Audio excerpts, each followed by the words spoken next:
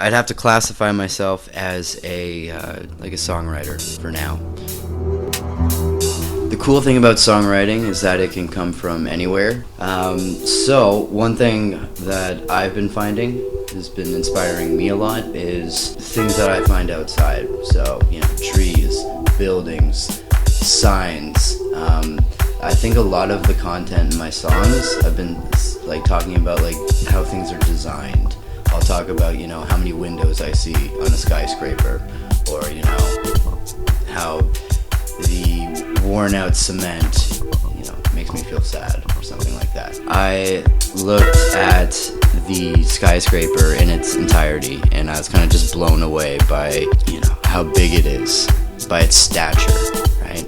And it kind of gave me the idea to talk about, you know, what are other things that, you know, give me that monumental feeling. Things that when you look at them, you're kind of just a little bit overwhelmed at how big they are. And then it reminds you, like, oh, this is how small I am.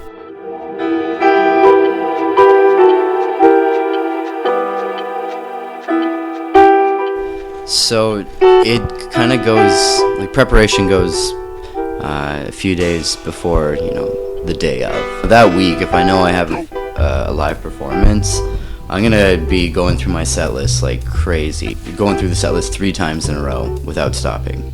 Stuff like that, right? It's more than likely I didn't get a good night's sleep the night before because I was like, you know, thinking about the gig. But I'll try and go for a run for sure.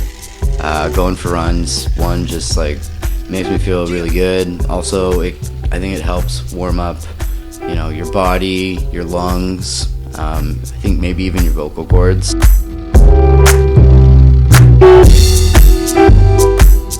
The spiritual part is when you're on stage. All the stress and anxiety that lead up to the gig contribute to the feeling of relief that you get when the gig is done. Emotionally, you can't focus on anything else. You had a fight with someone that day, or, you know, something bad happened to you. You're not thinking about that when you're up there. All you're thinking about is how you're sounding. That's what goes through my head.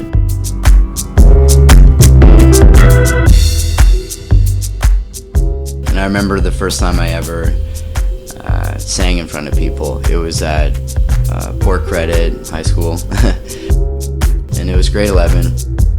I was feeling so sick, so nervous, scared because I had invested a lot of time the last couple of years learning how to play guitar and also writing songs. The first song I ever sang was an original song, and figuring out how to make my voice, you know, sound passable.